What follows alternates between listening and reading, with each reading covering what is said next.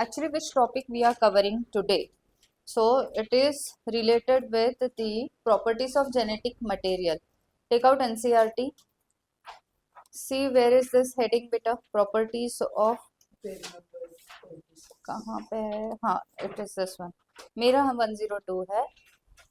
Hershey and chess का experiment हुआ था, ये बहुत आगे हो गया. ये नहीं तुम्हारी बुक अलग है, मेरी अलग है.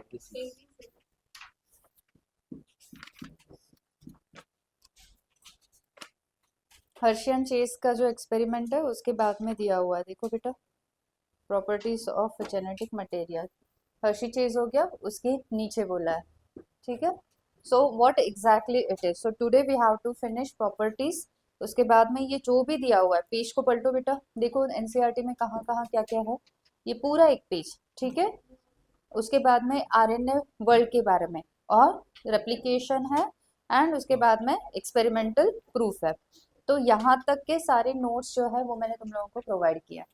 सो वो सारे नोट्स, और नोट्स से क्या होगा ना कि एग्जैक्टली क्या लर्न करना है, कैसे लर्न करना है, तो वो इजी जाएगा फिर. ओके. चल. सो सबसे पहले ना बेटा, so they are saying that what should be the properties of a genetic material. ठीक है, वेरी इजी. हम लोगों ने कल देखा था बेटा कि who is actually the genetic material. बोलो, जेनेटिक मटेरियल कौन है? सिर्फ डीएनए है? यस, डीएनए भी है, but in some viruses RNA is also the genetic material. ठीक है. सो बहुत ज्यादा अगर हम लोग देखें, who is predominant genetic material. Predominant कौन है? DNA. But in some viruses, some क्या बेटा? वायरसेस, है ना. एग्जाम्पल वायरसेस देखो, नोट्स में मैंने वहां पे दिया हुआ है. एक जो है, एक मैंने दिया था टीएमवी. कौन सा वायरस है? टीएमवी. हाँ, इट इज टोबैको मोजेइक वायरस. इसको लर्न करना है. ठीक है. सो कौन कौन से दिए हुए अपने पास? एक है टोबैको मोजेइक वायरस, एक ही है ये. So this virus actually it infects which plant? That is tobacco. और कौन सी डिसीज कॉज करता है? मोजेइक डिसीज. कौन सी डिसीज कॉज करेगा? मोजेइक डिसीज. Very easy. ठीक है. सो एक ये वाला वायरस दिया, और दूसरा वाला कौन सा? QB bacteriophage. दूसरा एक वायरस दिया हुआ है QB, and it is what? Bacteriophage. अब तुम लोगों को एक काम क्या करना है, अपना जब ये ब्रेक होगा एट दैट टाइम है ना, हाँ क्यूबी का फुल फॉर्म नहीं आ रहा है बेटा. सो जब अपना ब्रेक होगा तो उसमें जो बायोलॉजिकल क्लासिफिकेशन है वहां पे देखो वायरसेस दिए हुए हैं. बराबर. बायोलॉजिकल क्लासिफिकेशन चैप्टर में वायरसेस है. वायरसेस में plant viruses, animal viruses and bacterial viruses दिए हुए हैं. ठीक है. तो उनकी कुछ लिस्ट है. सो वहां से तुम लोगों को देखना है कि कौन से वायरस में जेनेटिक मटेरियल आरएनए दिया हुआ है, तो उसको उस चैप्टर में से यहाँ पे लिस्ट में ऐड करना है. ठीक है. ये तुम लोगों का होमवर्क है आज के आज, अभी कंप्लीट करना है, मतलब मेरा लेक्चर होने के बाद में. ठीक है. सो ये वाला, सो दैट हम लोगों के पास यहाँ पे एक लिस्ट हो जाएगी कि कौन कौन से वायरसेस है which are having RNA as what बेटा? Genetic material. Is this clear? ठीक है. तो अब हम लोग आज पढ़ने क्या वाले हैं कि क्यों डीएनए जो है, so DNA it is acting as the genetic material. Why we are not taking RNA as the genetic material in all the organisms.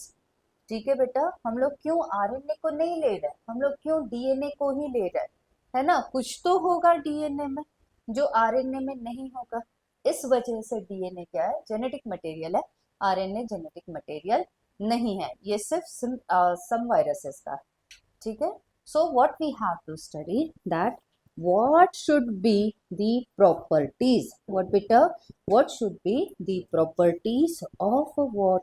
The genetic material, है ना. जेनेटिक मटेरियल जो भी है, आरएनए या डीएनए अगर हम लोग ले रहे हैं, तो जो भी हम लोग ले रहे हैं, या फिर प्रोटीन, पहले कितने थे बेटा? 3 थे, मतलब आरएनए, डीएनए एंड प्रोटीन. तो इन तीनों के ऊपर डाउट था कि एग्जैक्टली कौन जेनेटिक मटेरियल है. बाद में एक्सपेरिमेंट्स होने के बाद में अनइक्विवोकली किसने प्रूफ दिया? हर्शी एंड चेस ने, कि डीएनए इसका जेनेटिक मटेरियल. सो उसकी प्रॉपर्टीज क्या होनी चाहिए, that we have to study. ठीक है. देखो, अब जो मैंने फर्स्ट वाली लाइन दिया है, फर्स्ट वाला पॉइंट, इस पॉइंट से ही कंप्लीट करना है. Which is the first point? Read. First point from the notes. Unequivocally proved that not the protein. ये लाइन आगे की बहुत इंपॉर्टेंट है, not the protein, ठीक है, क्योंकि पहले डाउट सिर्फ प्रोटीन और डीएनए के ऊपर हो रहा था या फिर आरएनए के ऊपर हो रहा था. आफ्टर दैट सेकेंड लाइन क्या बोला है बेटा? दैट हाँ, टीएमबी एंड क्यूबी बैक्टीरियोफेज, ये बैक्टीरियोफेज का नेम है. Okay, RNA is the genetic material. Third point क्या बोला है? ड्यू टू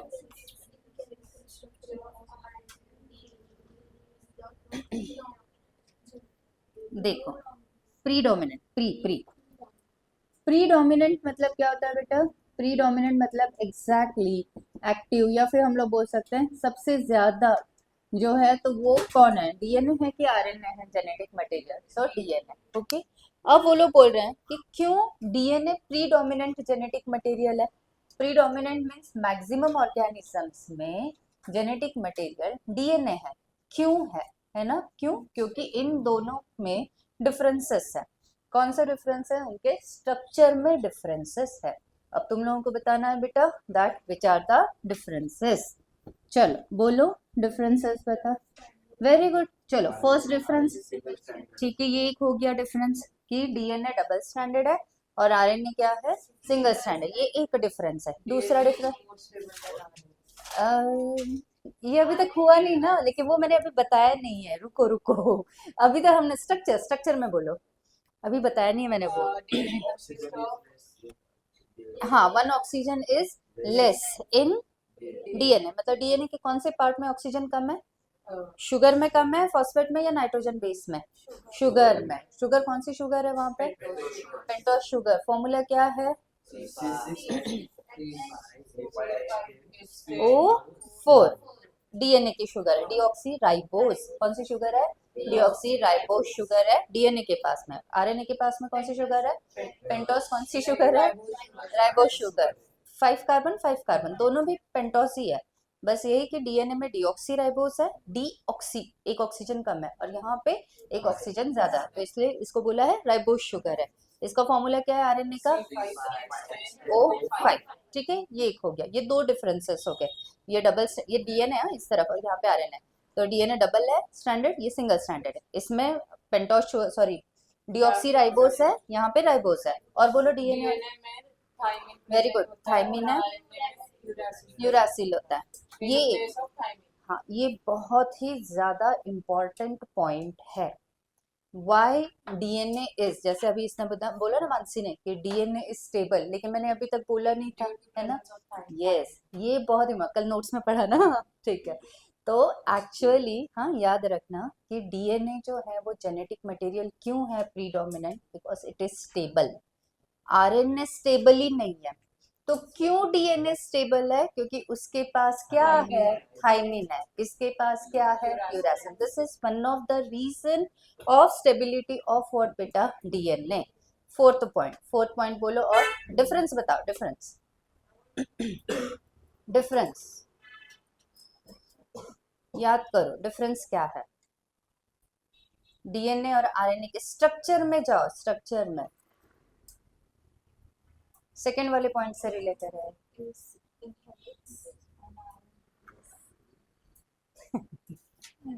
वो हो सकता है क्योंकि डीएनए डबल स्टैंडर्ड है, आरएनए का वो. ओके, और बोलो. आरएनए में 3 टाइप है ना उसमें. हाँ, और बोलो.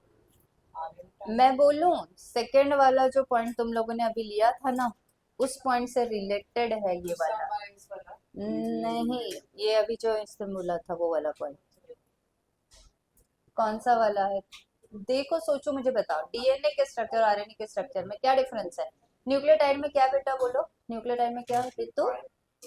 हाँ हाँ, आरएनए में 5' पहले आता है और 3' बाद में आता है. वो नहीं आएगा इसमें, वो नहीं आता. हाँ, नहीं. ये चाहिए मेरे को. ये है इम्पोर्टेंट पॉइंट. और आरएनए में बस एक ही होता है. जो न्यूक्लियोटाइड होती है अपने पास, पेंटोस शुगर 5 कार्बन वाला है ना, सॉरी पेंटोस शुगर जो है, पेंटोस शुगर में 5 कार्बन वाली जो है, उसमें जो सेकेंड कार्बन है, तो सेकेंड कार्बन में डीएनए के पास में 2 डैश क्या रहता है, सिर्फ एच रहता है, और आरएनए के पास रहता है ओएच रहता है, एक्स्ट्रा ऑक्सीजन है किसके पास में, आरएनए के पास। न्यूक्लियोटाइड है ना, शुगर, पेंटोस शुगर, समझ लो बेटा, ये भक्ति, राइट। सो वहां पे जो है ये अनदर रीजन है कि why DNA is stable and why RNA is unstable. फिर से एक बार बोलती हूँ बेटा कि एक्चुअली ये वाला जो शुगर है ऐसा ही था ना, if I am not wrong, ऐसा ही था, हाँ। ये यहाँ पे फर्स्ट है, ये सेकंड है, ये थर्ड है, ये फोर्थ है, और यहाँ पे मैं फिफ्थ ले रही हूँ, ठीक है। ये फोर्थ एंड यहाँ पे फिफ्थ जा रहा है। ये वाला जो है 2 डैश, अगर ये आरएनए की शुगर है, आरएनए की शुगर है, तो यहाँ पे क्या आएगा बेटा, ओएच आएगा। अगर ये डीएनए की शुगर होती तो वहां पे एच होता, ठीक है। ये एक बात है। तो ये वाला जो पॉइंट है कि आरएनए के पास सेकेंड कार्बन के पास ओएच रहता है, first thing, and second thing कि आरएनए के पास नाइट्रोजन बेस जो है वो यूरासिल होता है। ये 2 पॉइंट्स है बेटा, इन 2 पॉइंट्स की वजह से आरएनए जो है वो हाईली रिएक्टिव है, ठीक है। ये जो तुम लोग केमिस्ट्री में पढ़ते हो ना, रिएक्टिव वो सब, so it is what, it is highly reactive. कौन, आरएनए, ठीक है। इन 2 रीजंस की वजह से आरएनए हाईली रिएक्टिव है। हाईली रिएक्टिव है यानी कि वो स्टेबल है कि अनस्टेबल है, इट इज अनस्टेबल है। अब मुझे ये बात बोलो बेटा, अगर ये अनस्टेबल होगा तो क्या इसमें म्यूटेशन फास्ट होगा या स्लो होगा, फास्ट होगा। म्यूटेशन हमेशा क्या होगा, फास्ट होगा, वेरी इंपॉर्टेंट। अगर म्यूटेशन फास्ट होगा तो इवोल्यूशन भी इसमें क्या होगा, इसमें, है ना, इसमें बहुत ज्यादा फास्ट होगा।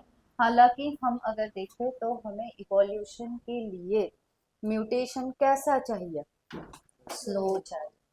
इवोल्यूशन के लिए म्यूटेशन हमें कैसा चाहिए, स्लो चाहिए, इसलिए वहां पे डीएनए काम करता है। ये अगर ऐसा होगा, म्यूटेशन इतना फास्ट होगा तो बहुत जल्दी जल्दी जल्दी जल्दी अलग अलग स्पीशीज, वैरायटीज आ जाएगी फिर, है ना। मतलब कैसे होता है पता है क्या, माहिती आहे का बेटा तुम्ही ना, कोविड माहिती आहे तुम्हाला, कोविड काय असतं, बोलो व्हाट इज कोविड 19, 19 था, 20 था, 18 था, क्या था, 19, क्यों 19 आया था, हाँ वेरी गुड, 2019 में आया था। तुम लोग बहुत छोटे छोटे होंगे तब, है ना, ऐसे 2000, कितने छोटे थे तुम लोग, अरे शपथ,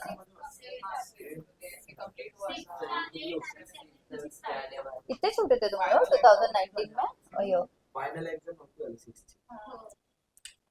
अच्छा, तब मेरा पहला क्लास था, तब मैं पूना में तब नहीं थी, तब जब कोविड आया था। अच्छा, तो 2019 था, ठीक है। तो 2019 में कोविड आ गया, तब बहुत छोटे छोटे बच्चे थे तुम लोग, है ना। उसके बाद में कोविड का फुल फॉर्म बोलो, हाँ आगे क्या, वेरी गुड, झालं ना, तुक्का मारला, वेरी गुड बेटा,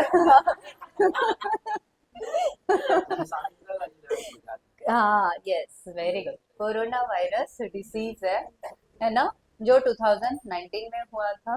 तो इस ये डिसीज है कि पॉजिटिव ऑर्गेनिज्म है, डिसीज है, और ये किसकी वजह से होता है, कोरोना वायरस की वजह से होता है। और कोरोना वायरस क्या है बेटा, इट इज द पॉजिटिव, नहीं वायरस क्या है, पॉजिटिव ऑर्गेनिज्म, और कोविड 19 क्या है, इट इज द डिसीज है, ठीक है। तो याद है जब है ना ये कोविड 19 जब आया था ना, तो तब तो तुम लोग बहुत छोटे थे। अब ये क्या हुआ था ना, उस वक्त है ना वैक्सीन डेवलप हो रहे थे, है ना, तब क्या डेवलप हो रहे थे, डिस्कवर हो रहे थे वैक्सीन। शायद हम लोगों ने वैक्सीनेशन के वक्त ये पढ़ा था, है ना, वैक्सीनेशन के वक्त पढ़ा था हम लोगों ने, कोरोना वायरस से रिलेटेड थी। वैक्सीन जब बन रहा था ना बेटा, तो उस वक्त है ना तुम लोग तो छोटे थे, लेकिन तब है ना न्यूज में ऐसे बार बार दिखा रहे थे कि वैक्सीन हम लोग एक कोरोना वायरस की एक वैरायटी के अगेंस्ट हम लोग बना रहे हैं, उतने में वायरस जो था वो म्यूटेट हो रहा है। म्यूटेट हो रहा है मतलब क्या हो रहा है बेटा, म्यूटेट हो रहा है मतलब कि उस, हाँ उसमें इवोल्यूशन हो रहा है वायरस में। और तब मैंने ये भी बोला था, हाँ वो आरएनए था, कोरोना वायरस जो है ये वाला, तो उसका जेनेटिक मटेरियल क्या होगा? वेरी गुड, आरएनए होगा। उसका जेनेटिक मटेरियल क्या होगा? आरएनए।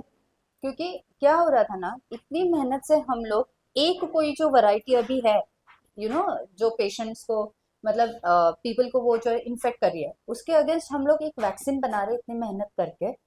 तो वैक्सीन बन के मार्केट में आ रही है, उतने में वायरस जो तो म्यूटेट हो रहा है। तो ये वैक्सीन जो है तो फिर इतना फ्रूटफुल नहीं होगा, है ना, ऐसे। और उतने में फिर दूसरे इसके अगेंस्ट हम लोग वैक्सीन बना रहे हैं, तो उतने में वो म्यूटेट हो रही है। इतना फास्ट म्यूटेशन था उसका। क्यों फास्ट म्यूटेशन था? इससे हमको क्या पता चल रहा है कि वो जो वायरस था उसका जेनेटिक मटेरियल क्या था बेटा? आरएनए था। Mutation very fast, very fast. अगर इतना फास्ट फास्ट म्यूटेशन होगा तो इवोल्यूशन इस केस में बहुत ज्यादा फास्ट होगा। फिर ये ना इस तरह से हो गया, हम लोग इतनी मेहनत कर रहे हैं और मेहनत करके जो है तो हम लोग इतना बना रहे हैं क्या, और सिलेबस चेंज हो रहा है। हाँ ये ना टीचर्स के लिए एप्लीकेबल है बेटा, क्योंकि है ना हम लोग टीचर्स, आ जाओ, क्योंकि हम लोग टीचर्स है ना इतना मेहनत करके इतना नोट्स बना रहे हैं, सब कर रहे हैं, इतना होने के बाद हमें सिलेबस चेंज हो रहा है। 2019 में सिलेबस चेंज हो गया, हमको फिर से पढ़ना पड़ा, बहुत नया सिलेबस, बहुत अलग सिलेबस। सिलेबस का कब? कोविड के बाद हाँ कोविड में था, नहीं 2019 में, ठीक है तुम लोगों के लिए था, वो कट हुआ था, लेकिन टीचर्स को हमको पढ़ना पड़ रहा था फिर से न्यू नोट्स। पहली वाली नोट्स हमारी अलग थी, अभी तुम लोगों के यहाँ से जो नया सिलेबस आया फिर से हमको पढ़ना पड़ रहा है, ऐसा। वेल ठीक है, तो अभी हम लोग यहाँ पे क्या देख रहे हैं बेटा, कि जो वायरस होता है, या फिर जो हम लोग एक्चुअली देख रहे हैं कि जो आरएनए होता है, तो आरएनए बहुत फास्ट जो है वो म्यूटेशन दिखाता है। म्यूटेशन क्यों दिखाता है वो फास्ट बेटा? क्योंकि वो हाईली क्या है, रिएक्टिव है। रिएक्टिव है यानी कि वो क्या हो गया बेटा, अनस्टेबल हो गया। अनस्टेबल हो गया यानी कि वो म्यूटेशन फास्ट दिखा। म्यूटेशन फास्ट है यानी फास्ट उनका इवोल्यूशन हो रहा है, यानी कि न्यू न्यू स्पीशीज बार बार आ रही है। अब तुम लोग ये सोचो बेटा,